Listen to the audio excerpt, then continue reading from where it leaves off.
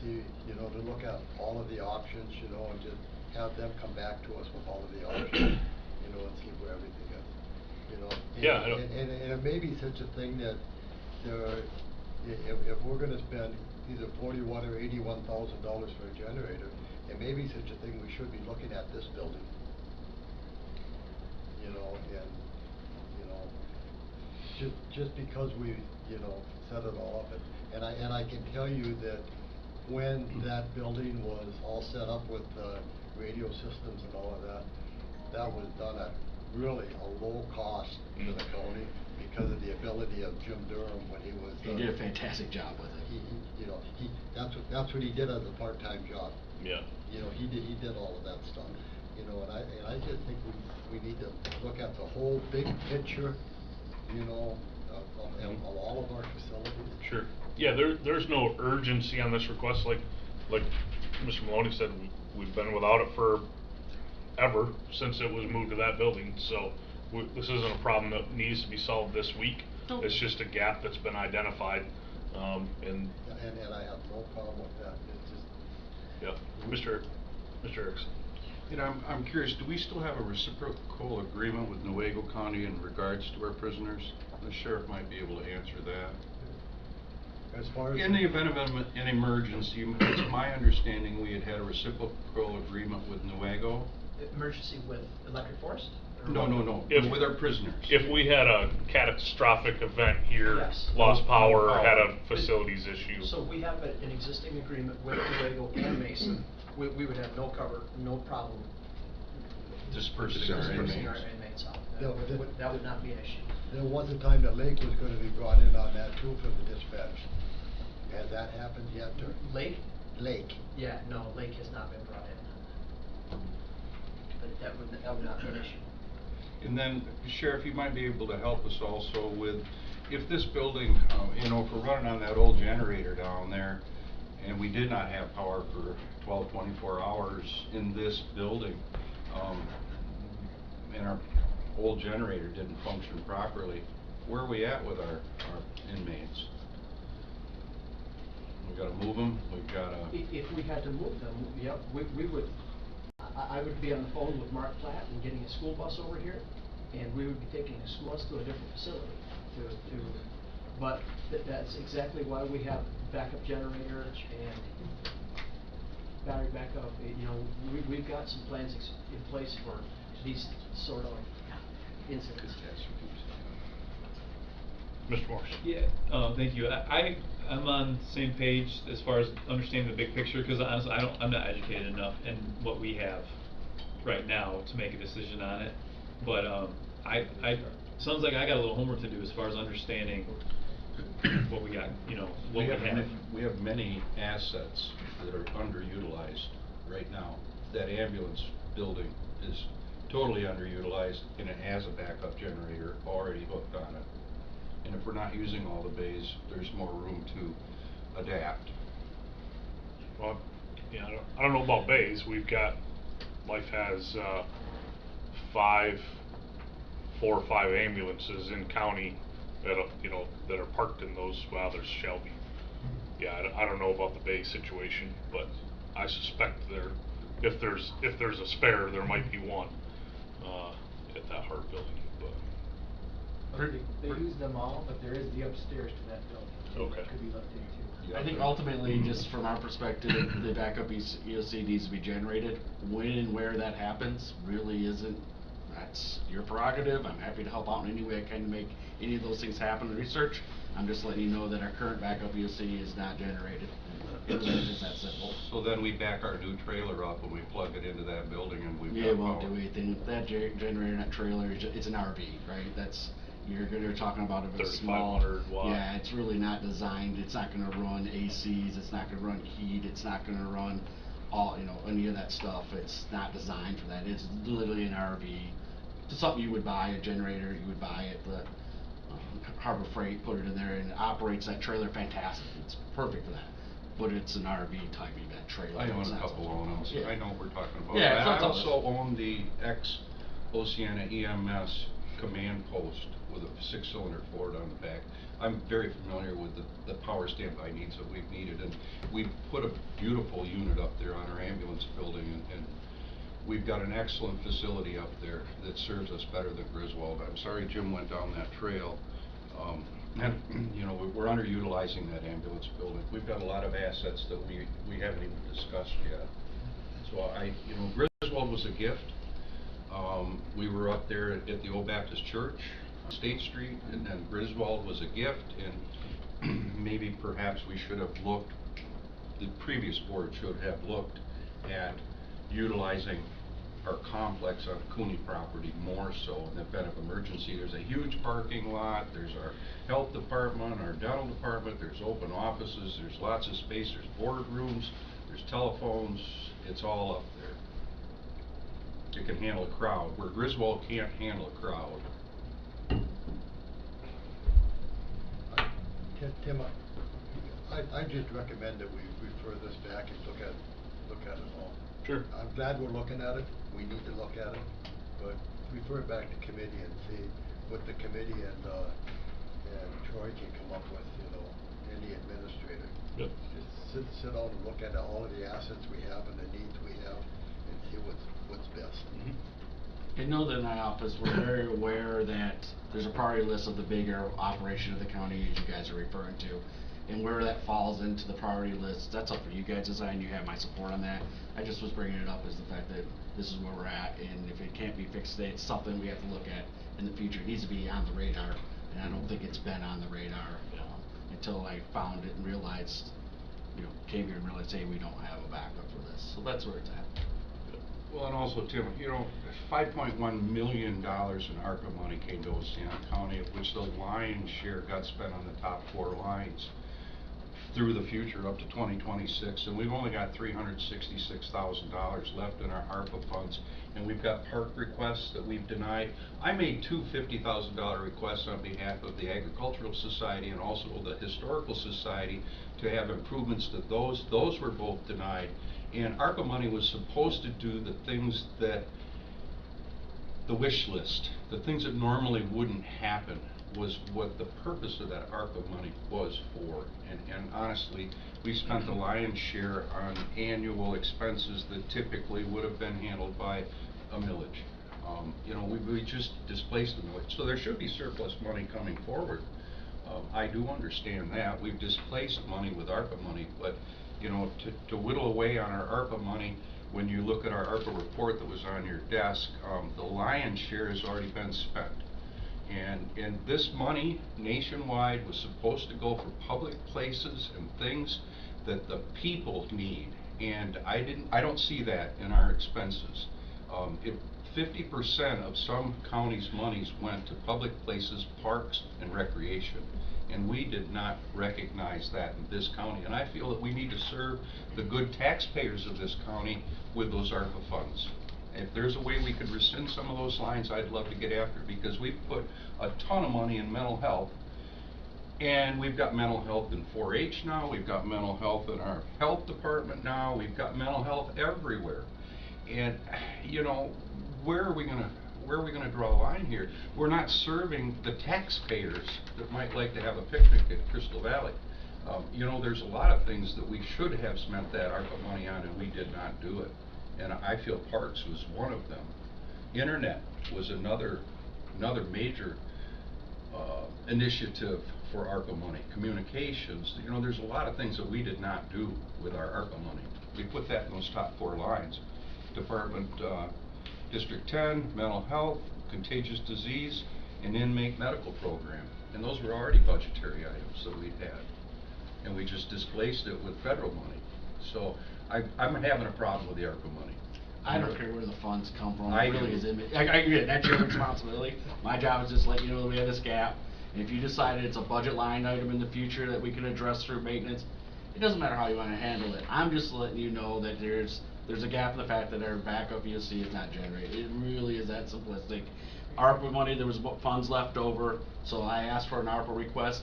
it could, and Teresa and I had this conversation, and as I told her, it's not something I'm gonna die on the hill for. If we decide later that you don't wanna do it at all, okay, at least I know where we're at and what we do, or is it gonna be a future line item budget?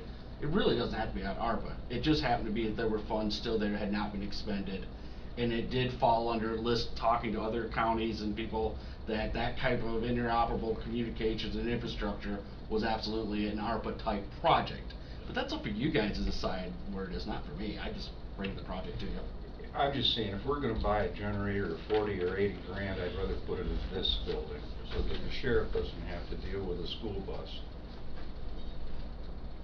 This building is also obsolete, so I'd have a hard time putting a new generator in our sheriff's department when the real need is we need to do something different with the whole program, so. Can you imagine though what we do? We're bound to that jail right now. We're bound to it, we can't change that right now. Yeah. So, I don't care if it's obsolete or not, we still have to keep those rooms cool, we still have to feed those inmates, they still have to have water and power. And if we're gonna buy a generator, it ought to be in this building. Well, right now our generator and our backup assembly works. It's working. Fortunately. Until the next time it has to turn on and So maybe be used, so it's hard to say. maybe we need a redundant system, like we're on the water. But, So no, no, if I'm you- very familiar with emergency management. My brother-in-law ran it. John Merton started it. I'm very familiar with emergency management, and I appreciate what you've done. And I do appreciate the Griswold building. We were very fortunate to get that because Craig Seahawk decided he wouldn't buy it. But right now what we're gonna look at is on Polk Road, our social services building is empty.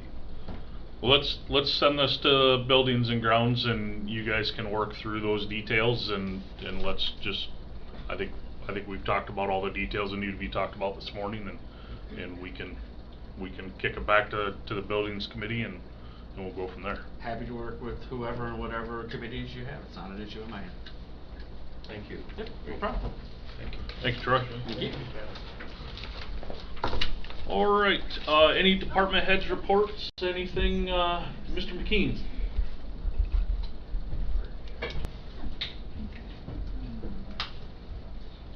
Don't shoot me, I'm only the reporter. So, in my absence last month, we've had a lot of things going on in our county parks, a lot of good stuff. Cedar Point Park, we're working on the beach walkway. It's about 80% complete, so we'll have that open, we hope, by the end of June. So by the time the beach goers get there, they should be able to walk across the sand on a nice new beach boardwalk. The shelter's been started, so the dirt work is done. We're waiting for the building to be delivered and installed. Both the beach walkway and the shelter are gifts to the county, using no county funds. Black Lake camping sites are very well booked and full for the most part. We got a check the other day for cash for $6,100 from our first group of campers, and we expect to probably get a similar number later in the year. Crystal Valley, we continue to deal with vandalism.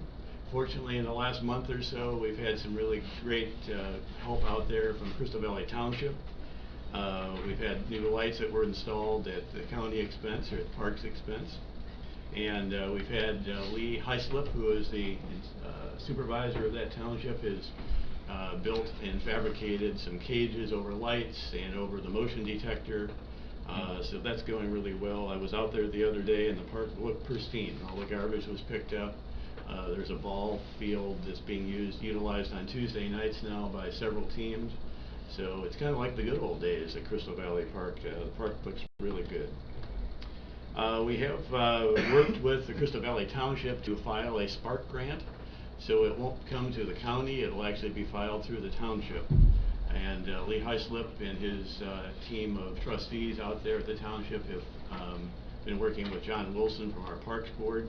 John's written the Spark grant with the help of many people. John Bumstead, I believe Tracy's written a letter of support. We will be filing that before June the 26th. The township will, I should say. And we'll see.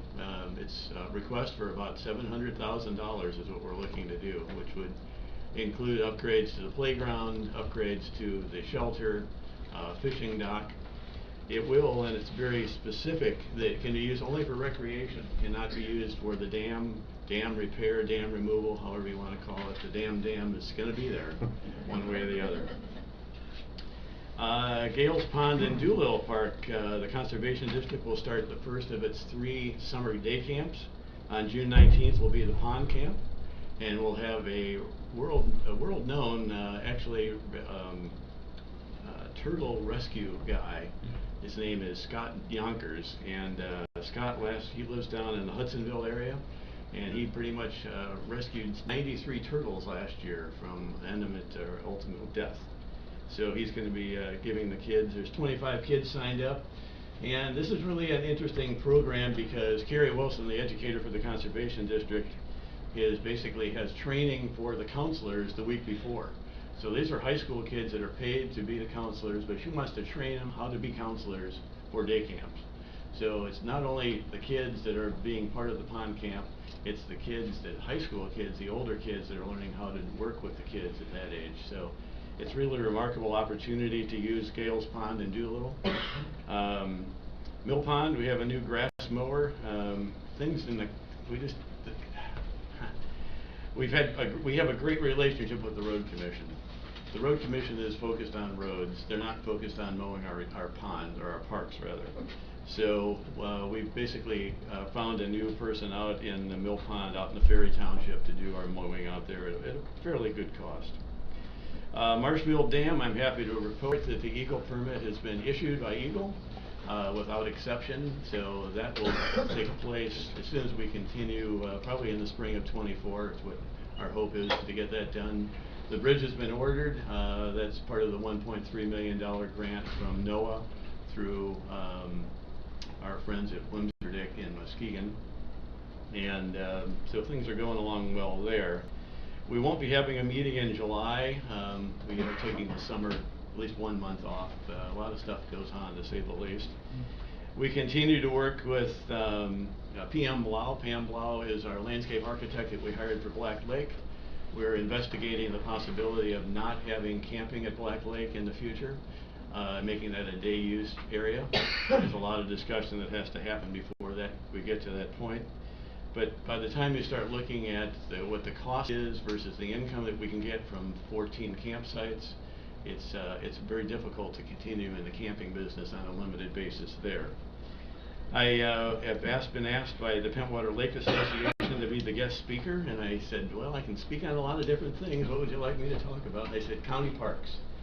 So I'll be talking at their annual meeting Friday the 16th, I think it is. And I'll also be doing a program at the Pentwater Library with a lot of other non-for-profits about county parks. There's a tremendous amount of interest in county parks right now. People want to be outside, people want to take place and use our parks and utilize them, and it's a great opportunity to continue to go forward. So that's my report. Sorry I missed you in May. Thanks, Gary. I would just like to thank you, Gary, for the time and effort that you spent. And the other night when we went out for a special meeting at Crystal, of which this was approved, the Spark Grant application, and Gary was out picking up trash. And he cares deeply for our park system, and as you can tell by Doolittle and Gales Pond, the effort that he spent there and out at Marshville, I'd just like to say thank you, Gary. Well, thank you. My pleasure. Thanks, Gary. It's an honor. Any other department heads?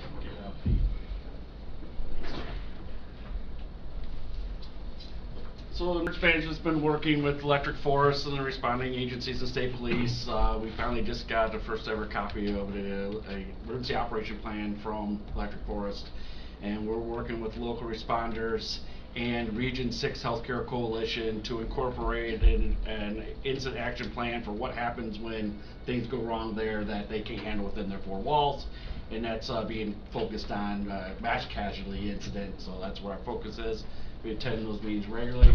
We've also been hosting some incident command classes for all the Oceana County first responders. We did a 2-night series. We had 37 first responders from multiple agencies and disciplines in the county attend those trainings. And then last night we also hosted a The Mason Oceana Water Safety Coalition exercise, it was a discussion-based exercise where we had 31 people attend from 2 different counties. Craig was there for that, and we discussed being better prepared to manage our incidents when it comes to our water rescues with the multiple technical resources that come in. So we've had a big focus on that with the upcoming season coming in. So we've been keeping plenty busy with that. So any questions, happy to answer.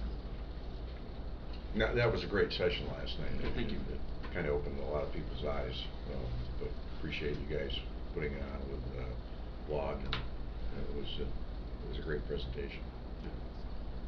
Thank you. Great, thank you. Hey Troy, could you bring the board up to the program that's coming up on June 15th, that 911's doing? So on June 15th at the Community Services Building, there will be the limited access Dune community meeting. This is the second year that Ray Hassel's been coordinating that. It turned out to be a very well received program last year and discussing how do people operate.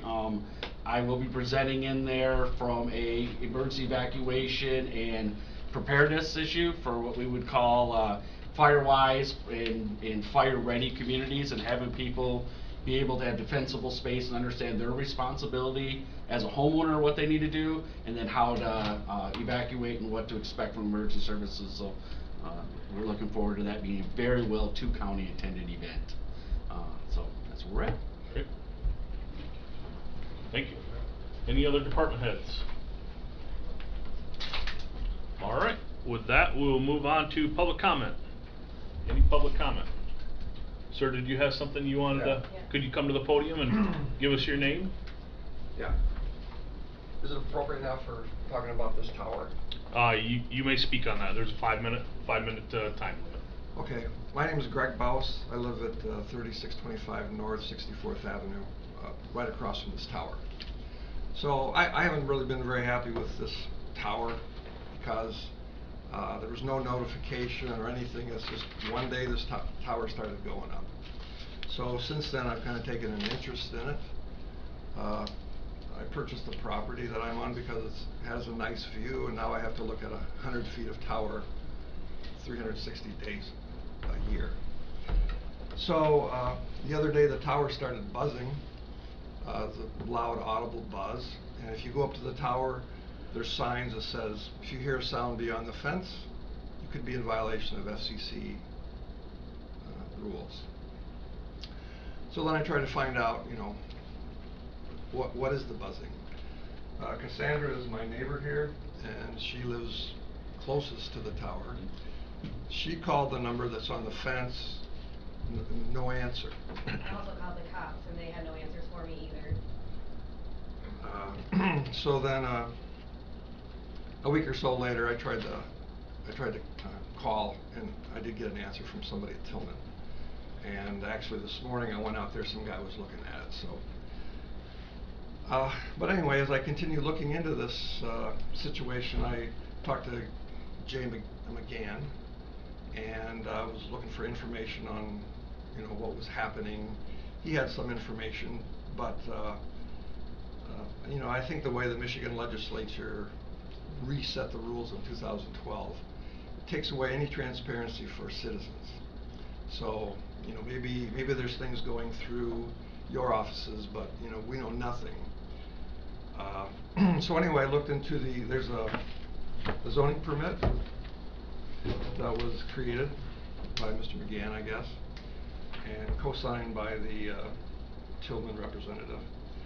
So as part of that, it's required to do a final inspection, and we're talking about just the tower itself. So the inspection requires the foundation, and it might also require concrete report. None of that was done.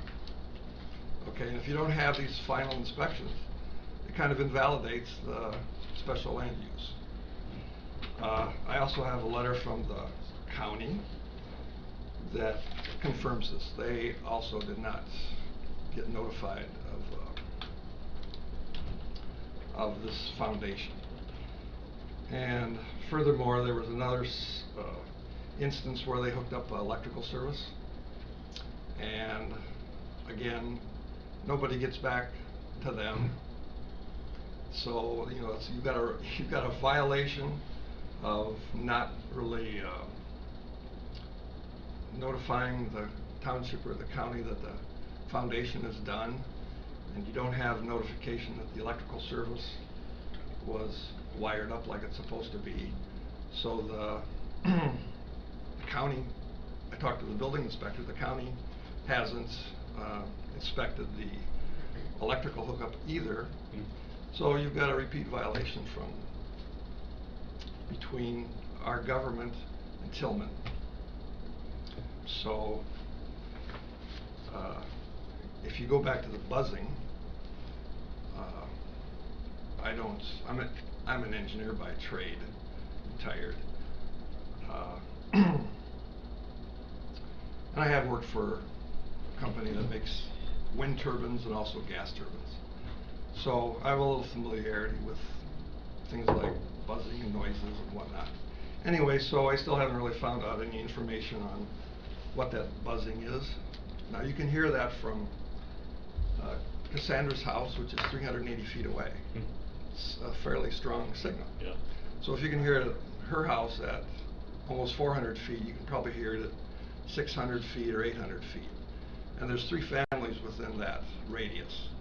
Hers, I think it's a Mr. Smith, and then there's another mobile home that's right in the same radius. So I have been trying to get the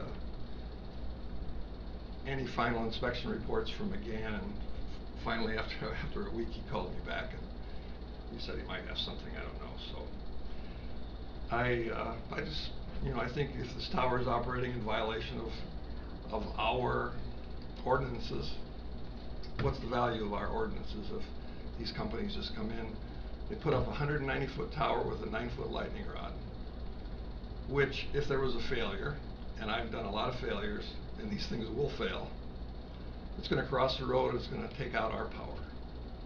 I don't know why they had to build the thing so close to the road, especially when there's people there, and it's within the, you know, if it falls over, it's going to cross the road and take out the power lines. Anyway, that's water over the dam. Yes. So I think somebody should look into this these final inspections. Sure. For clarification, if I could, where exactly is this tower? 64th Avenue. Wally Blooms. Pardon me? It's right on the line between Golden and Hart Township. North of Tyler Road. Yeah, I'm sorry. It's Okay. half a mile north of Tyler Road. It's 37. The tower's And address is 3750 North 64th. Do you know what cell phone is it a cell phone? It's tower? AT&T. It's AT&T.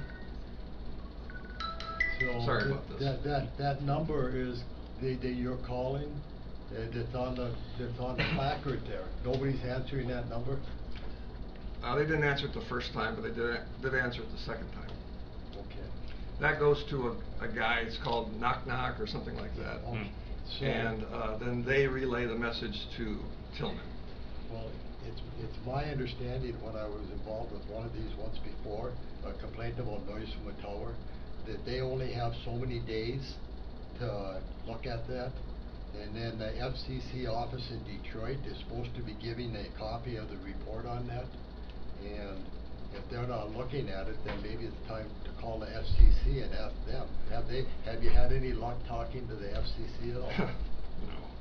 You know, it's a federal agency, I understand. So. I haven't had much luck talking to the township or the county because people are just in the dark. They don't really know. The other important thing about this buzzing is it's intermittent. So the other day it was on for 4 hours, from 2 p.m. to 6 p.m.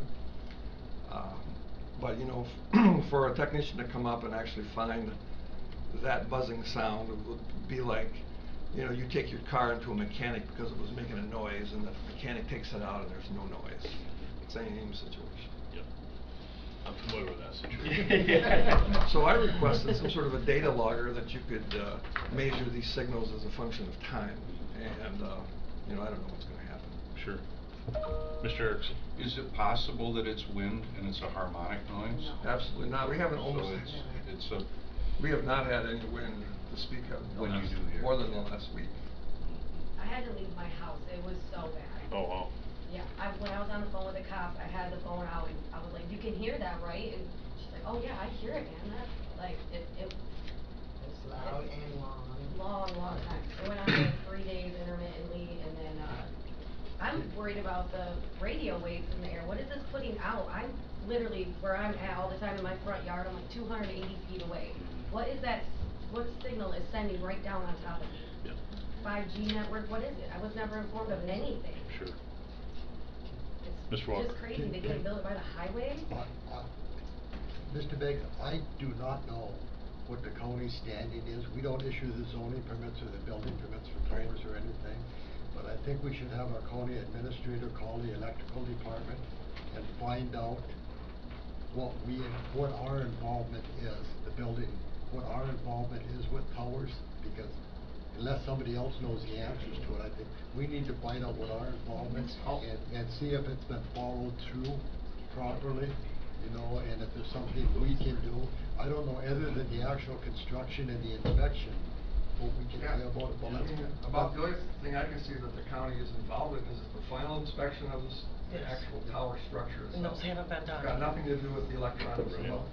Well, then, if the contractor, who we should have a name for, who put the tower in and built the tower, and the provider who is using it, we should have a name for. And maybe it's time the county sends them a formal written letter that they have not had the inspection department send them a formal written letter that they are not in compliance, you know, with our, maybe that's, I'm looking for ways we can get their attention unless somebody else has any other idea. So Turn off their power. Turn off their power. If they're in violation, turn off their power. So I was over to the building inspector Yeah. yesterday, Thank and you, basically sir. just said, we haven't had nobody's replied to our zoning requests for the final inspections, and that includes you can have that includes Thank the you. foundation and the electrical services. Mr. Banks, why don't we have our county administrator work with the building department and see what the next steps are? Yep.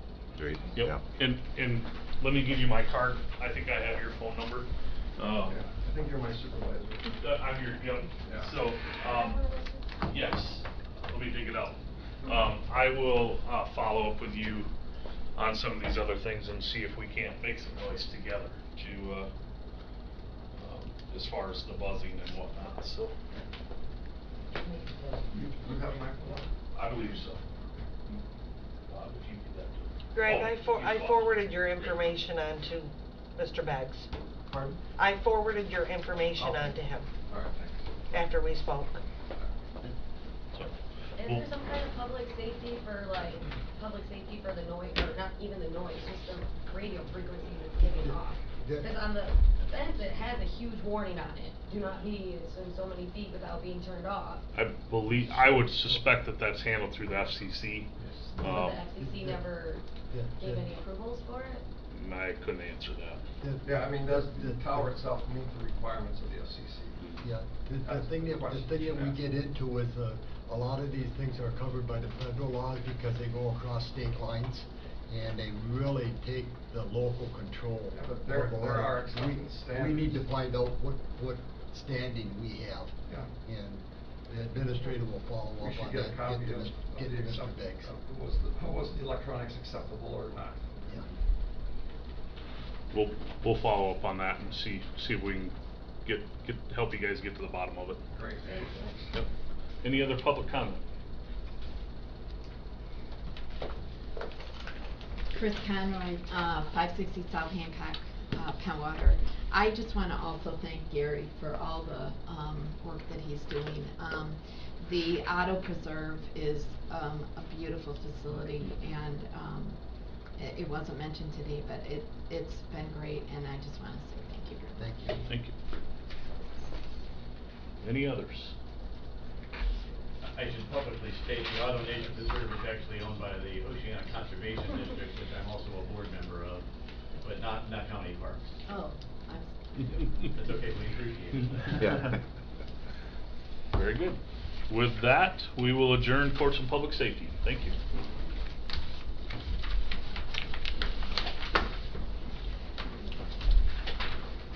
Thank you all. Thank you. Have a good day.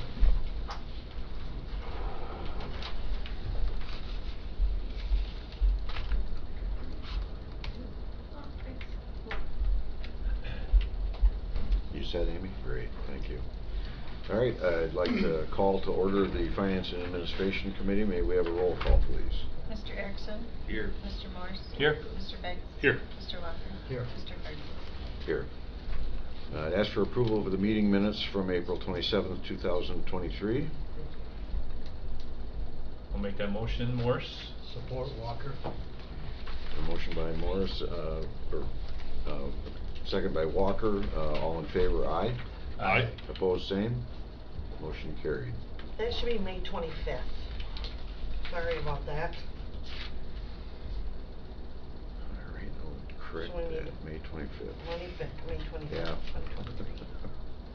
Typo. Any changes to the agenda at this time?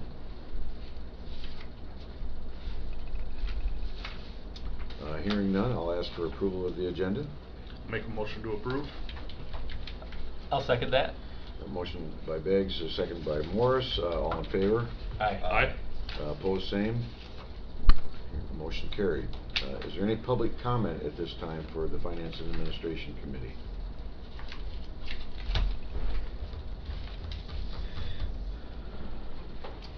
Hearing none, we'll move on. Marilyn Passmore, Director of the Government Affairs Charter. Good morning. Good morning. Thank you for having me. Tracy, thank you for arranging the opportunity to present to the commission, and I'm thankful to be here.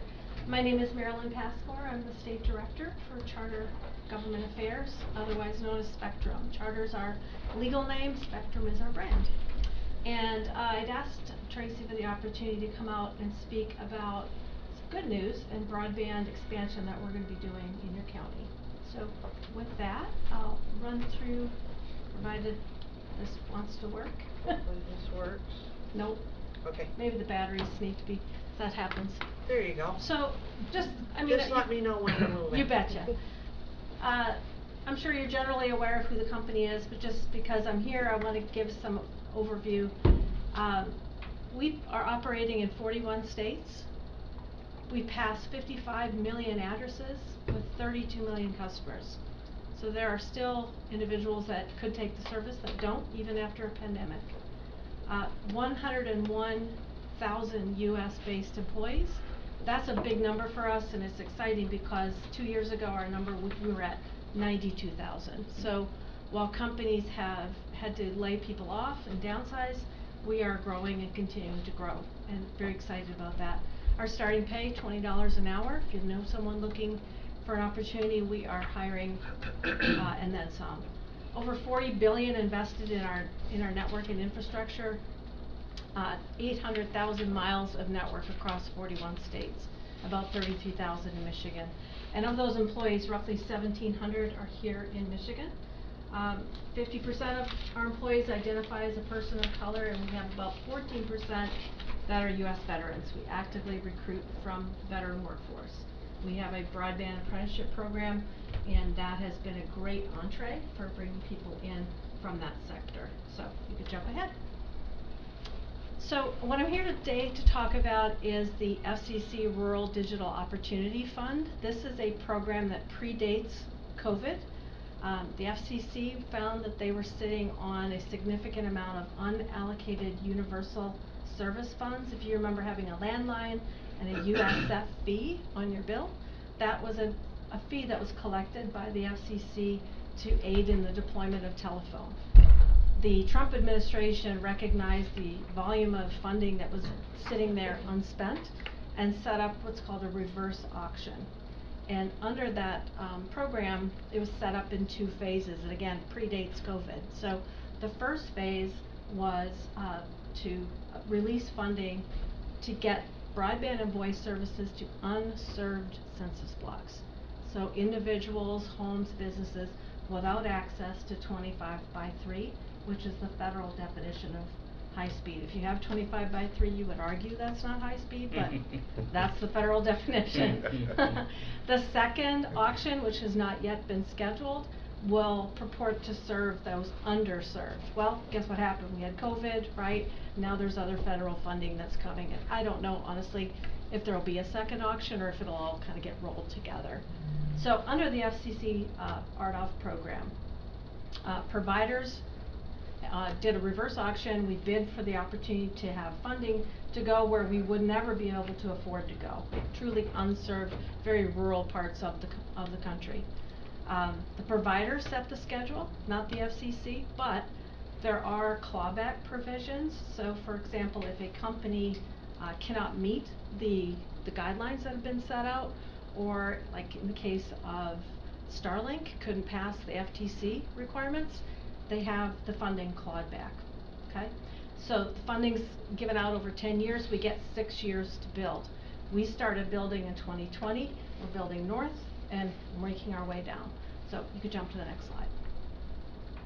So with that award that Charter was given, we announced a multi-year, multi-state, multi-billion-dollar initiative to expand broadband to more than 1 million new customer locations, and that's in 24 of our 41 states, which includes Michigan. I'm on the rural broadband team for Michigan and Indiana, and as I've told Commissioner Morris, it's been the most exciting program and project that I've worked on in my 22 years with the company. It's really, really fun. So if you can jump ahead. So this is our national network in gray. It's a little bit hard to see. You can see we're across the country. In that royal blue is where we were awarded funding to expand our network. So it's predominantly in the central, eastern United States with some allocations in the Pacific Northwest. Nothing in Hawaii. Didn't get that assignment. As I mentioned, we have nearly 800,000 miles of network. We're adding another 115,000 miles of network. This is a massive project, and I can tell you it's all hands on deck. We are going as quickly as we can go. So you jump ahead, Tracy? Thank you. This is an all fiber build. We're not required to build fiber. That was our choice. Again, we would be required to bring at least 25x3. We're building all fiber. It'll be gig down, 500 up. We do not have modem fees, contracts, or data caps, so that we think that's very attractive. We also have universal pricing. So if you live, if you live in Hart, or you live in Howard City, or you live in Marquette, or you live in Monroe, all the communities that we serve, the same pricing is offered as it is in Los Angeles, New York, Dallas, all of our major metro markets as well. Same pricing, universal pricing, and we call all-in pricing, meaning it's all encapsulated in the price. Jump ahead. So this slide's a little busy, but in green are the counties where we were awarded funding. That's not to say that we got the whole county, obviously. Some projects and some awards are larger than others. For example, in Clare, believe it or not, we were given 5 addresses. And then, the others is 5,000 addresses, so it really does vary. And these are, again, unserved census blocks. So the FCC allocation to Charter for Michigan was $26.6 million. We're investing 100. So for every $5 we spend, $4 is coming from our company. This project takes a lot of people, a lot of capital, and a lot of supply chain knowledge to make this happen. And like I said, we're going as quickly as we're able. It impacts 33 Michigan counties, including Oceana, and we're building another 3,000 plus miles of network. Our award was to 35,944 addresses. We are building far more. On average, we're at about a 30 to 40% overbuild as we go. And the reason for that is, as we build, we're passing homes that are counted as served that can take the service as well. So you can jump to the next slide. So this is a little bit busy, and I can send you this, Tracy, so you have a copy to share with the commissioners. In Oceana County, we were awarded just over 2,500 addresses, about just over 700,000. Our investment will be $3.5 million. This will be another large project for us. In green on that map, that's a public map. The CCO Holdings, that's our legal name. So those are the census blocks where we were awarded. But all those places where you see the white inside, we call that white space as an industry term, we will fill in those holes. So that will be completely covered by our network as we build. This is, again, a little bit busy chart. These are the communities that we're in. In green is where it's either new for us or we're adding on to what we already have for network. So again, a lot going on will be coming to your county. So if you can jump ahead. This will be the most important slide, and everybody who's reading, watching will want to take note. This is a live site, Spectrum Rural Expansion. You can put in your address to see, are you in our build area, are you near our build area, and sign up for text or mobile updates. That is a real site, and we update that as we go, certainly. And if you may get a message something like, we need to talk to you before you can place an order, and that generally means you're in the build periphery, I would encourage folks to call and get on those lists. So we are actively building, as I mentioned, to the north, and we're not yet building here, but we're making our way. So if you can jump to the next slide. Everybody got that? Everybody got that? Yep. Spectrum Rural Expansion. These are just some slides of some events that we've done. This was in teeny tiny village of Harrietta in Wexford County. We had Congressman Molinar there with us, the county commissioners, state senator now, Hoyninga, and we did a groundbreaking event, as they never dreamed that they'd have internet, let alone fiber, to the village hall. And so we had an event there last fall. So those are some of the pictures of some of the things we've done just to bring awareness of what's coming as we make these builds. Next slide, please.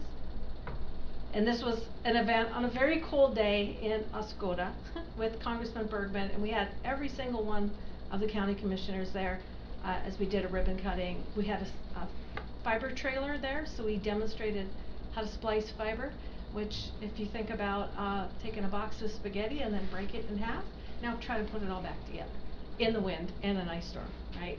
It's not complicated at all. So we try to do these events like this, and I'm sure we will do some in your county as well, just to bring awareness to all the work we're doing and that the connectivity is available. And we do press releases and try and get the word out. Because again, there's so much happening in this space, and as you heard other people say, they don't always know until something's done, and they may not even realize the service is available. So you can go ahead.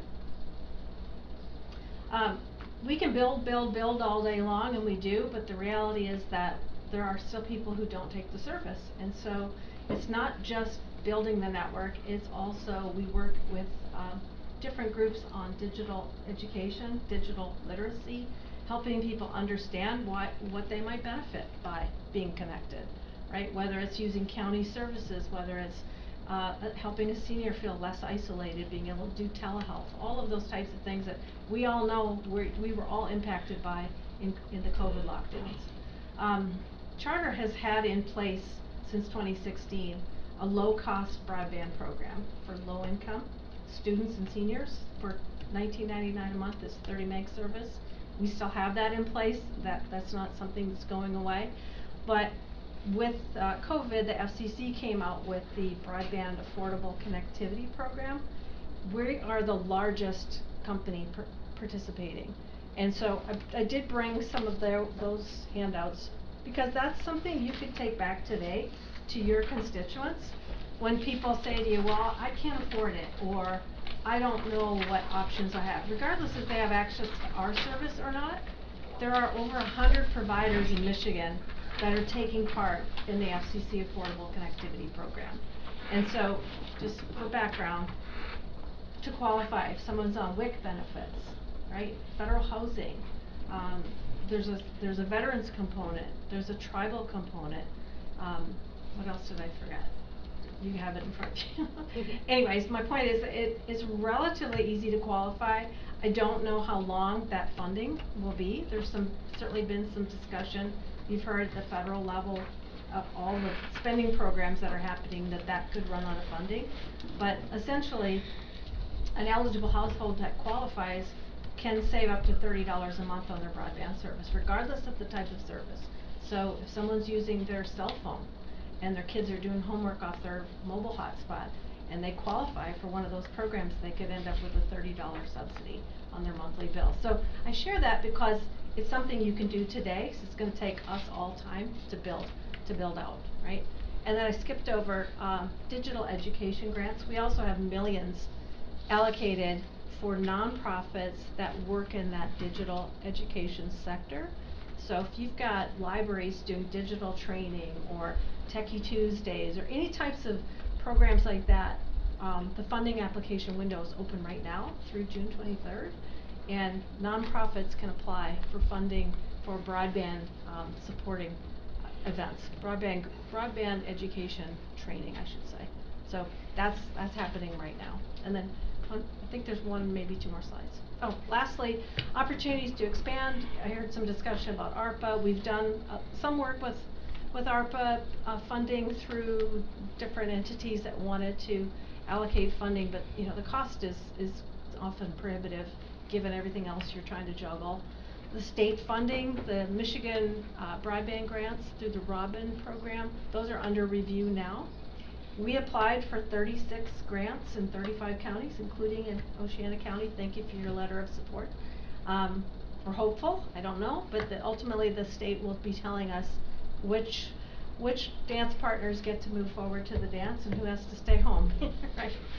And then lastly, federal funding. I mean, there's, as I mentioned at the start of my presentation, the RDOF program that we're building out in predates COVID, but as a result of the pandemic, there's been a breathtaking amount of federal funding allocated for broadband. And under the BEAD program, Broadband Equity Access, and I forget what the D stands for, anyway. Michigan is on track to get something like 1.7 to 1.8 billion in funding. And that we should know that number sometime in the next month or so. And next year, the Michigan Office of High-Speed Broadband will open up windows to apply. So whatever doesn't get kind of covered through Robin, the rest will be filled in by that BEAD program. The challenge, of course, is it takes time, right?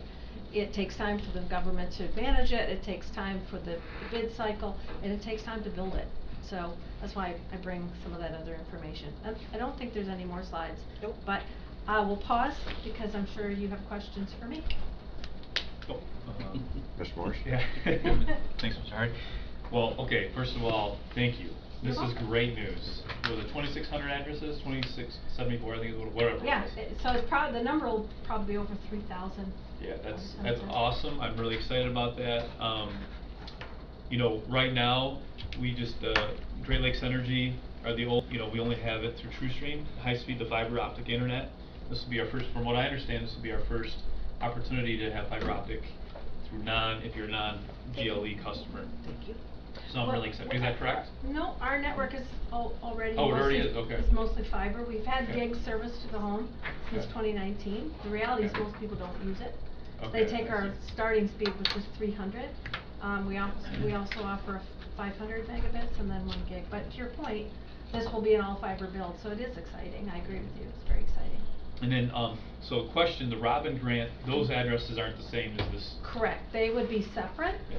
So what was awarded to any provider, and there are actually multiple providers that were awarded RDOF funding in your county, not just Charter. Right, okay. I think we're one of the larger, but there's Yeah. several others.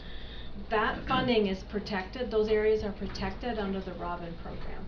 So if someone were to apply in Oceana County, for example, to build where Charter already won federal funding for RDOF, we will object to that. And so once those Robin grants are announced, it opens what's called the 45-day review and objection cycle. Because what the state doesn't want to do is say, take state taxpayer dollars to then reward or to build either existing network or other federally funded programs. And there's multiple programs in flight. There's RDOF, there's a USDA program that's out, there's a rural utilities, there's multiple programs that are kind of out in the works right now. But the Robin program has good guardrails to really direct that money where it's not already being covered. So to your point, for us, where we applied was the kind of the northwestern portion of the county. We got a lot of great letters, and I mean, some of the stories will just break your heart, as you know. And we did across the state, right? Because we had 36 different counties that we applied in. So we won't get them all. I mean, we'll get some, we hope, but we don't know till we know. And one more question and a comment. Do you have an estimate as to when the build's going to take place of this these RDOF funds? Yes. So for RDOF and where we're planning to build in the county, we've applied for permits. Permits can take anywhere from 9 months to 12 months, depending on who we work with. We don't attach to. We're not on cell towers. The other gentleman already left. I feel his pain. We attach to the power poles, generally speaking. If it makes sense, we'll go underground, but it costs more to go underground, right? It's about a 45-55% split, aerial to underground, and depending on the condition of the poles also. So in some of our northern counties where we're actively building thousands of addresses, we're running into scenarios where sometimes 50% of the poles have to be replaced. So in addition to the permitting, right, we are bearing the cost of replacing the pole. Yeah. So to answer your question, we've applied for permitting. I expect we will start building in the first quarter of 24. Okay. We should have our first areas of service starting to be activated next summer. But again, it's dependent on all permitting coming in and everything rolling on time. Great, thank you. In my comment, I'd like to acknowledge some broadband task force members that we have in the audience today. Dean, back here. His specialty on our team is getting the map of the entire county, like it's big, and then plotting addresses, like getting down to the address level, and who actually has internet, high-speed internet, and who still is in need of it. So we're working on getting the whole entire county. That's our goal. And then also Chris Conroy, she's been working on more of the digital literacy piece of things. She's working with our local librarians and schools and trying to help set things up with educating people that need to be educated on how to use computer and and use the internet and as a resource and that sort of thing. So thank you for your work, and then Tracy's also a part of our task force. And then Marilyn, my one final thank you for your. I just feel like you have smiled upon our county for some reason, which I really appreciate. Thank you. And so, thank you. Oh, it's a pleasure. Thank you. And I personally advocated hard for this county. We had those discussions because we had other projects that were larger, that were, had other components, but I went to bat for the county. So I hope that it bears fruit. We'll see what happens. So, any other questions? Anyone else? Chris had a question. Oh. But I can wait till public comment if you want. Is the question for her, or? Yeah. That's fine. Can you provide us the proposals that you submitted under the Robin Grant? No. When I thought they were. When the state releases the list of preliminary awardees, they will release the public version of what the application was. So if ours is chosen, that will be available on their website. Okay, so that didn't happen last week. No. Okay. No, it hasn't happened yet. Okay. We're waiting. Go ahead. Thank you. Yeah. Anyone else? Thank you much, Ms. Passmore. Thank you. Appreciate it. Have a great rest of your day. Thank you. Thank you, ma'am. You bet. Amy Florio, Senior Resources of West Michigan 2024 Annual Implementation Plan. Yeah, I hope I thank pronounced you. that correct. Yes, Amy Fleury. I'm the Community Services Director for Senior Resources of West Michigan. We're the area agency on aging for Muskegon, Oceana, and Ottawa counties. Slide, please. I often begin presentations with our mission and our focus, our vision, just to really assure stakeholders that we're really seeking to provide a coordinated system of supports and services for older adults throughout the counties we serve, with an emphasis on lifelong dignity and independence, which I think we can all get behind, right? Slide, please. This annual implementation plan update is an update to our multi-year plan that this board of directors approved last year. So all of our plans are on our websites, and I think as part of your board packets as well. But I wanted to throw that up there just to let you know there's no substantial changes to our 3-year area plan that goes from 23 to 25. This is again an update to assure our stakeholders that we're still moving in the direction of the area plan, and then to provide some updates. Next slide, please. This is the approval process. I'd like to put that up there to know that you are an important part of our approval process. We started our advisory board, our board of directors, who you have appointed Phil to. Thank you. Then it goes out to the board of commissioners and all the counties that we serve. They provide us approval or some sort of response to the area plan, and then finally it goes to the Michigan Commission on Services to the Aging for final approval and implementation. So a little bit about the Aging Network. Many of you have seen a slide similar to this when I've presented in the past, but the Aging Network does start at the federal government under the Administration on Community Living. They provide us standards and guidance to the supports and services that we're able to provide, along with some Older Americans Act funding. That comes down to the state level. Our state unit on aging is the Aging and Community Living and Supports Bureau. They combine some Older Michiganians Act funds with those Older American Act funds. Based upon a formulary, it goes out to the 16 area agencies on aging that cover every county in Michigan. There are area agencies on aging that cover every county in the United States. We're partnering with over 650 different area agencies on aging. We in turn, using our plan, award grant and purchased money, purchase of service funds, to our local service providers to go out and provide those supports and services to people over the age of 60 so that they can maintain living in their homes and being parts of their community as much as able, and they're our end user there. In Oceana County, we provide with, we contract with several partners. Our focal point is the Council on Aging, which I'm sure you're all very familiar with, as well as some local service providers for in-home services. The region by the numbers. So I'm not going to presume to tell you about the demographics of the region you serve, but I did outline some of the interesting points for the Aging Network in blue there.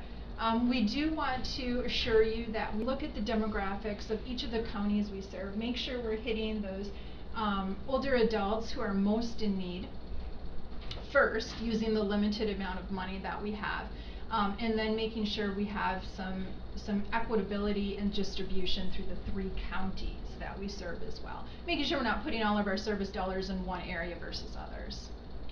Slide, please. There are 5 core services under the Older Americans Act. They are listed there under elder rights, caregiver, nutrition, health and wellness, and supportive services. So those 5 services, we are required, using our $4.8 million that we receive for our 3 counties every year, to provide a minimum amount of services for those. Usually we put some additional dollars into those as well, because they are recognized as being very important and of high need. Once we take out those services that we must provide, those 5 core services, and our minimum maintenance efforts for them, it leaves about 13% of all of our funding available for flexibility to meet needs. So we go out every 3 years, we talk to our constituents, we talk to board members, we talk to caregivers and older adults. We say, what are the most important things that you're seeing as needed supports and services? And then we have that 13% of funding to be able to provide those above and beyond the core services. Heard some conversation here about the American Rescue Plan Act funding. We also received some of that funding. It does expire next year. So we kind of went forward thoughtfully with the dollars that we received for supports and services. The areas of expenditure are there listed on the right. And we used the highest percent of that funding in year 1, assuming that the highest need would be closest to the pandemic. Year 2, currently we're using about 30% of those dollars. Year 3, we're going to expend the final 20% of those dollars, and then we'll be back to our regular funding categories after that point. slide, please. Another big area in the plan is our advocacy efforts. We do have some pretty strong advocacy efforts at the national, state, and local level. I'm not going to go through each bullet point, but just recognizing we have at the national level our Association of Area Agency on Aging, which is called US Aging. As a whole, we advocate for those 4 bullet points and some at the federal level, just really assuring that decision makers have a good working knowledge of what older adults are saying they need and what we would like to see them spend some additional time in prioritization on. At our state level, we are also advocating with our representatives and decision makers to ensure we have support for direct care workers, for caregivers, which we know provide an essential amount of services for older adults, and then expanding some of our long-term care option programs. And at our local level, we're really working to cultivate legislative relations. We have a lot of new representatives in our region who don't know a whole lot about the Aging Network, so we're putting a lot of effort into that. There's some millage renewals in the next year, as well as ageism awareness and some direct care worker shortage advocacy.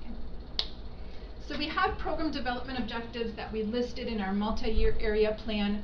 We have made some progress on those, and we're continuing to work towards our ultimate goal of assuring access to all older adults, increasing the identification, awareness, and prosecution of elder abuse within the region. We do have our Safe Seniors Task Force located in Muskegon, but cooperating with in communication with, I should say, the Oceana County Sheriff's Department to kind of replicate what's happening in some of our other areas, as well as providing education about schemes, scams, swindles, thank you, for older adults in Oceana County. We're enhancing our food service delivery. Food costs have gone up dramatically. That has, our funding for food hasn't gone up dramatically, so we're looking at some creative ways to make sure we can provide a similar amount of meals from one year to the next with that increase in food costs. Helping older adults maintain health and independence at home. We've been hearing a lot about a housing shortage, or about people not being able to stay in their current housing due to the fact that they need upgrades. So we're really exploring some kind of innovations with Habitats for Humanities and some other local providers to see if we can partner with them and affect change upon that. We also wrote a grant for behavioral health interventions. We did receive that grant, and we're just rolling it out this month. So hopefully I'll have some things to report next year if I get an opportunity to come before you. And then ensuring the accessibility of services to Michigan's communities of the BIPOC population, LGBTQ individuals, along with our state plan on aging. We're kind of in alignment with that, just making sure all people know that we are poised and ready to provide services. So this tiny itsy-bitsy slide really just outlines where the funding comes from, how much the funding is, and then the next slide, about $4.8 million, and I think it's the second to last page in your packet, just outlines where we propose we're going to spend that funding, what services we're looking to spend it on, and then whether we're going to contract it out, whether we're going to directly provide it, or whether it's a combination of that. And that again equals to the $4.8 million for all 3 counties. Questions or comments?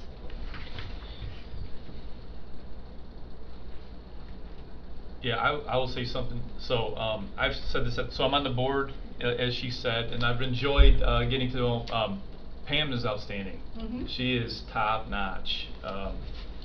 I expressed this concern, I guess, observation there, and I'm just going to say it out loud here. As I read that, the plan, it does feel like we're compensating on some I don't know, behaviors or some attitudes. Maybe, so I'll say this. People should be treated with dignity, regardless of race, sexual orientation, religion. They should. Mm-hmm.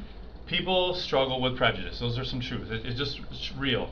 But it also feels like the scale, sometimes like we're like, okay, we're treating people with prejudice too much, and then all of a sudden we went, well, like this, and like we compensate, like, the scale goes totally the other way, and I feel like that's a little bit in this, I see that in this plan, honestly. As I read that, it seemed like the focus was the last goal, which should be part of it, but it seems like the plan had, like, the meat and potatoes was like 75% was that last goal, those 4, instead of equal, you know.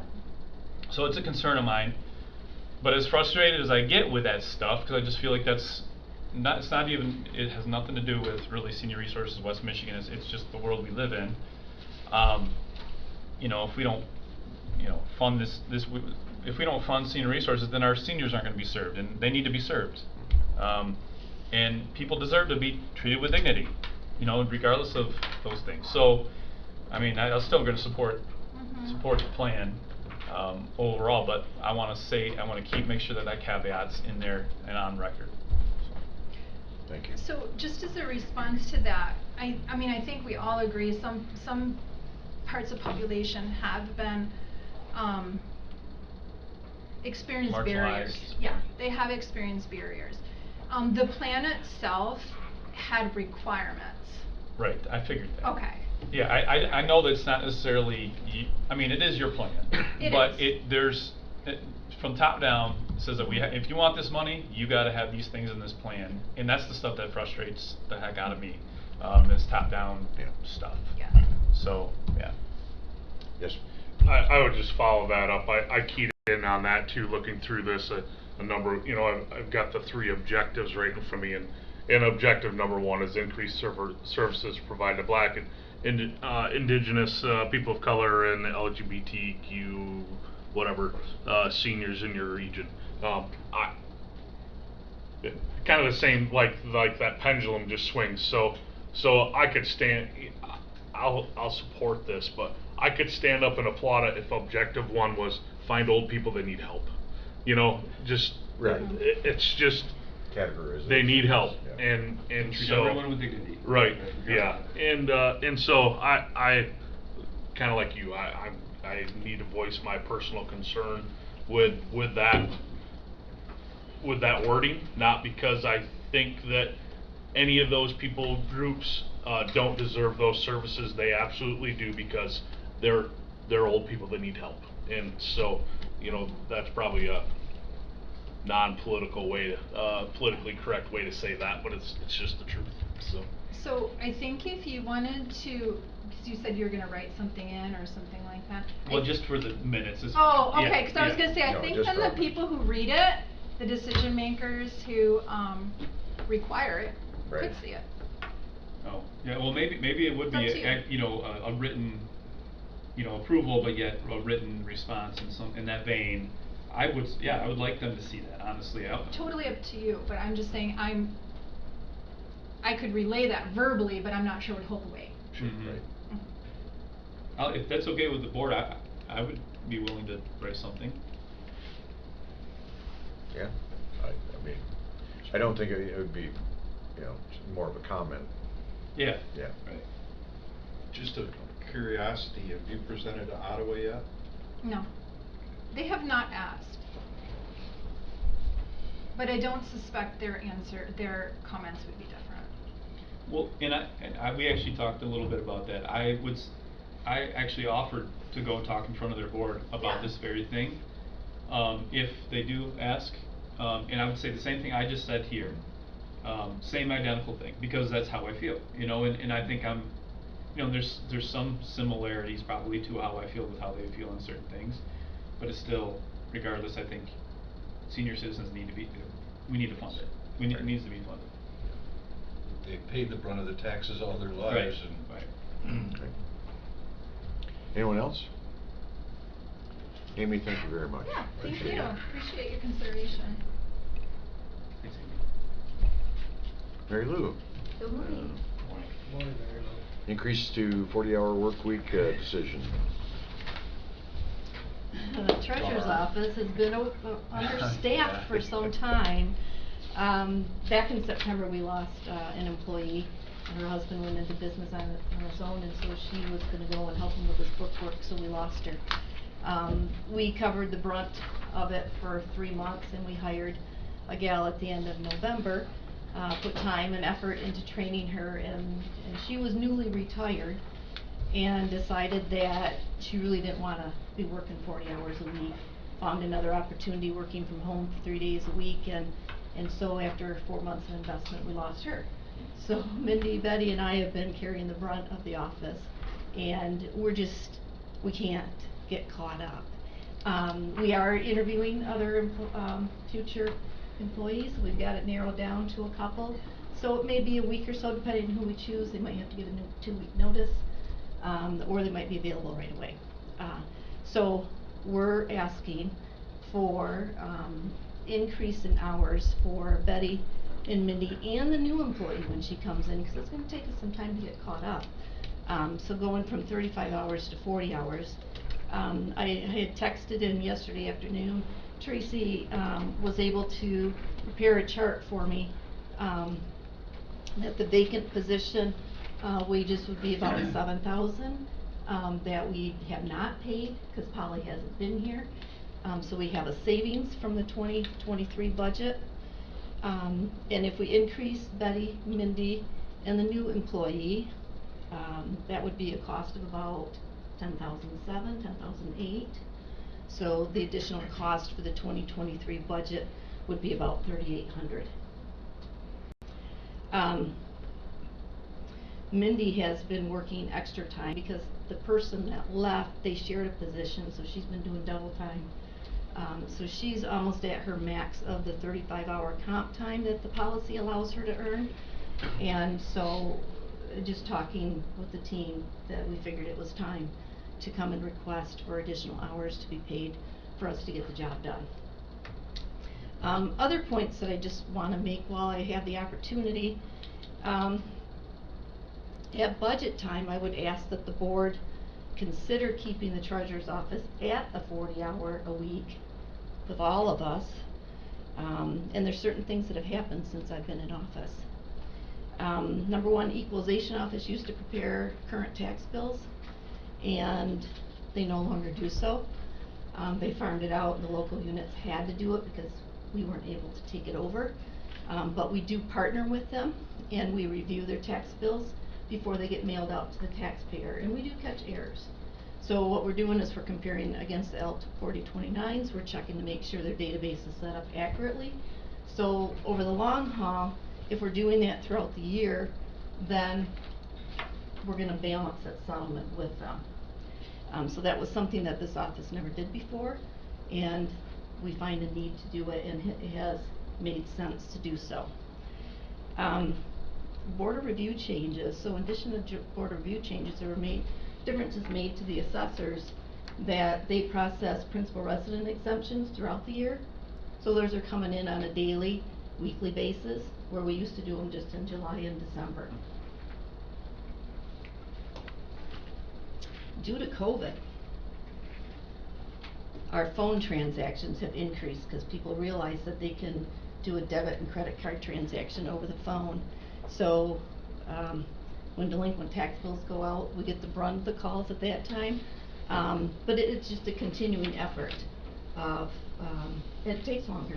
You know, if you're waiting on somebody at the counter taking a debit or credit card transaction, you're just swiping the card. When you're talking to them on the phone, you're inputting all the information. So our phone volume has increased because of that. We also deliver to the bank daily deposits and the weekly deposits for all departments. When the banks closed at COVID, they didn't want all this foot traffic coming in, so the treasurer's office gathered up all the deposits for all the departments and made the deposits to the bank. We're now in the norm of what most counties do. Most counties, each individual department doesn't go to the bank to make their deposits, so it's just a practice that we've continued. When I was running for office, a local treasurer asked, what does the county balance to when we bring in our settlement? Didn't know the answer at that time. And I came in and found that there really wasn't anything. We collected warrants, Can't say that anybody really reviewed warrants. So, in working with Ed Vandergrees, and with BSNA, we established a settlement database. It's countywide. So we just created it for 2023. So any adjustments that come in, that the assessors make an adjustment, we never used to do anything with the current year adjustments, and now we do. We make sure we balance to all of the local units in the beginning, and then we process the same adjustments that they're processing, so we know how much taxes they were supposed to collect. And then at settlement, when they bring them in, we're balancing to that settlement database. And I find it's necessary. I mean, Newfield Township, I heard they had embezzlement happening, and they didn't realize it until after settlement, when taxpayers are calling in and saying, I paid that payment, where's my payment? So now we're balancing, and we know exactly this is what you're supposed to collect, this is what we've got, and then we make sure all the taxing units know what they were supposed to receive, so they can balance, make sure I got what I was supposed to get. We invest very aggressively, meaning that faster. When I came in as treasurer, we were paying almost $14,000 in service charges, and I had questions asking, how much interest am I earning? The county never earned any interest. They had $500,000 in deposits when I came in. That was in a CD, and everything else was in the bank to offset service charges. So that was one of my first jobs I did in the first 6 months, is we put out a RFP and chose a different bank, and we no longer pay those service charges, and then we started earning interest on our checking, and then we started investing the dollars. So really truly in my first year as treasurer, I paid for my salary. And we continued to do that with investments. So that takes time, where you have to get into the system, you have to check general ledger. I mean, I'm getting ready to do it today, and it might take me an hour to do. Foreclosure process changed. Now we're dealing with the claims process, and we're dealing with lawsuits. That's going to be ongoing. There's more communication. I never understood when I came in, if we had an address change, how come we didn't tell the township that, hey, we've got an address change in from a taxpayer? There was no communication going on in between equalization, county assessors, townships, and my office. So now we're doing that continually. I think those are basically the high points. But then we also do go into the county assessing program, and Ed opened it up so that when we're in changing delinquent tax, we can update county assessing as well. So lastly, I'm going to bring myself into the picture. I typically averaged, when I came in, a 45-hour work week, 45 to 50. For the past year, I've averaged about 50. Just did the time, put the time in, because we want to do a good job. But along with the other employees, I would request that I go to a 40-hour work week as well. Ms. Bayard reminded me that, okay, Mary Lou, if you go to a 40-hour work week next year, you can't go back down to a 35-year wage, can't be reduced. And she's accurate on that. But I'm thinking that with everything that I mentioned, our office really truly should be working a 40-hour work week with every single one of us. So I would just appreciate if you would all consider that, to include me in the mix. Any questions? Yes, Mr. Walker. Mr. Hardy, Ms. Phillips left out one other big issue that she does that has never been done before, and that's the land bank. She has put on informational, presentations to every unit of government in Oceana County on the land bank and how land bank can work on distressed properties. Crystal Township right now is the only one who has taken advantage of it to the tune of $95,000. Someplace around there, $95,000 in state's funds to remove 5 pieces of distressed properties. Had we not had the treasurer's office working on those things and bringing not only the head of the Michigan Land Bank, but the head of the Association of Land Banks in on video conferences, this wouldn't have happened. Mhm. And there's a lot that goes on in that office right now. I can't believe that the request for 40 hours for the employees hasn't come before us in the past, because there's so many things that are go on in that office. We just absorbed it. I absorbed it. Can I throw somebody underneath the bus here?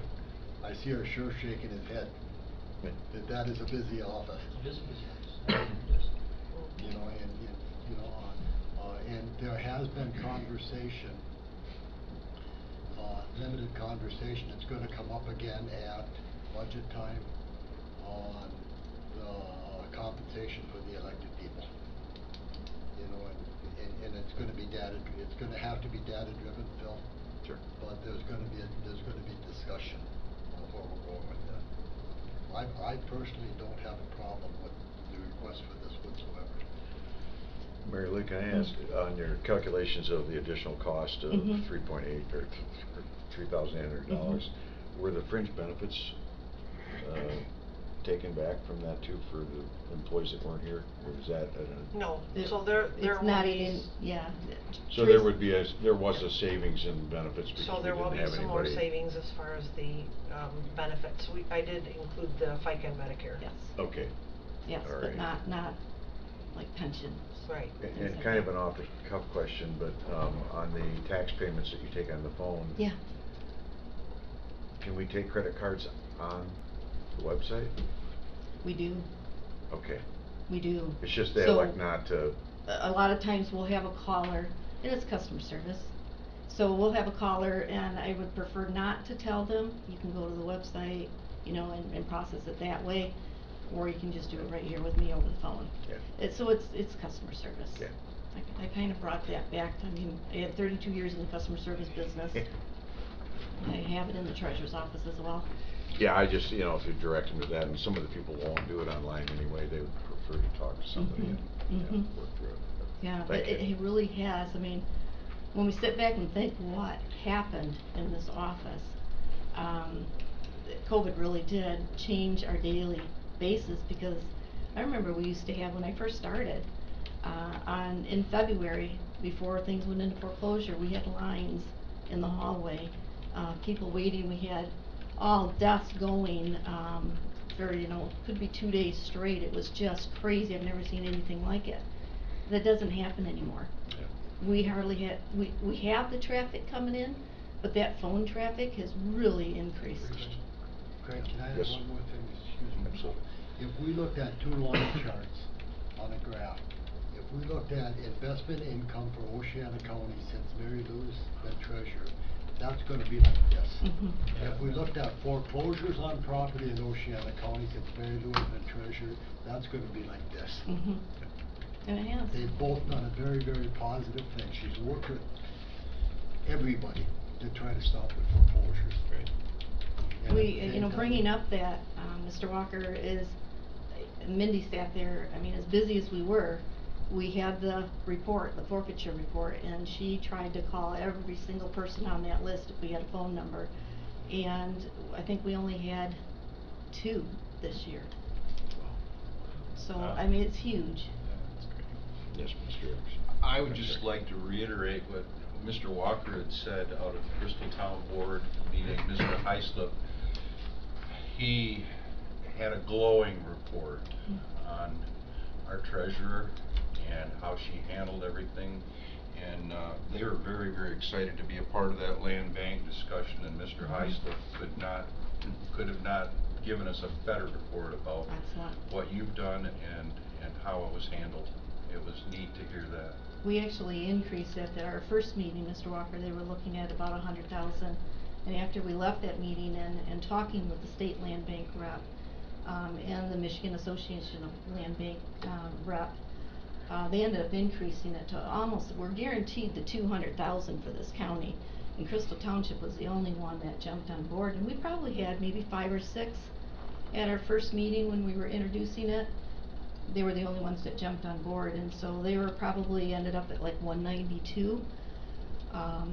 And after we left that meeting and approved everything, we went back to my office and we helped type up some things that just holes that we thought were in their grant application. And and tried to get everything worded accurately and got it off on time. So Lee- hopefully we have a positive response. Yeah, I mean, Lee had gone out with Ron Smith, and they had identified, I think, 11 or 12 properties at first. They did some door knocking, they had the conversations, they explained the 5-year lien that would be released after this has been completed. And it was good to have some of those lined up by Ron Smith and Lee Heislip. They knocked on doors. They did footwork. Boy, they put an effort into They it. did a big effort. They did. Yes. Thank you. Anyone else? Mary Lou, thank you very much. Thank you. Yep. Appreciate your consideration. Ms. Biard, Administrator's Review of Selected Claims for Payment and Administrator's Report. Well, the claims have been provided for you. Does anybody have any questions on those? And I did not put an administrator's report in the packet. The offices, it's pretty much been administrative that we've been working through. HR and with a new HR person, lots of training. She's picking up things very well and running with it. So that's been very helpful, and we are preparing for replacement of another position. So I believe we've received about 17 applications, so we'll be looking through those and getting some interviews scheduled. Great. So, okay. All right. Department Head Report.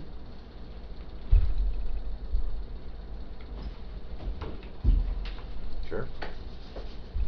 The jail, we're at 52 inside the jail, so we're pretty busy there. The road guys we've been continually, our complaint load is constant, steady for the time of the year that we're in. We're pretty busy. We had some of you may have heard, we had a pretty big incident down in Shelby. Did come with a nice arrest at the end of it, with some cooperation of the state police and Shelby police on a UDAA, flee and elude, assault, felonious assault, etc. So guys did a really nice bit of work on that, and suspect has been lodged. Things are going pretty well. Was that the gunplay on Michigan Avenue? Yes. Yeah. There was a gun displayed, pointed. The subject was armed. It was. It's amazing that he didn't end up hurt real bad from this incident. The deputies and state troopers used extremely good judgment. It would have been very it was a very difficult situation, and it's surprising that he didn't get hurt badly. Was he high on drugs or something, or can I ask that? Or was he? We're led to believe so. Okay. Yeah. I mean, figured so. A lot of this took place right in downtown New Era. Right. I know my sister works in Myers Chevrolet now, and most of the staff from Myers was down watching, until they seen guns get drawn and they realized how serious it was. Then they actually took cover. Yeah. So it was a pretty serious event. After the high speed, pursuit of a stolen vehicle came right down through the village and stopped right in front of the Wesco or the feed mill. So fortunately, it ended when it did. Glad it ended the way it did. Yeah, absolutely. Yeah. And that's interstate. It's interstate people, out of state people. No, these are local. This was all local. Yeah, these are local. Okay. Yeah. Any questions, comments? Thank you. Thank you, Sheriff. Okay. We're going to now go into closed session for the purpose of discussion regarding a written legal opinion. I'll make a motion. I'll make that motion. I'm sorry. I'll make a motion to go into closed session for the purpose of discussing a written legal opinion on MCL 15.268H. I'll support it. I'm sorry, Walker, support? Okay, motion by Morris, support by Walker.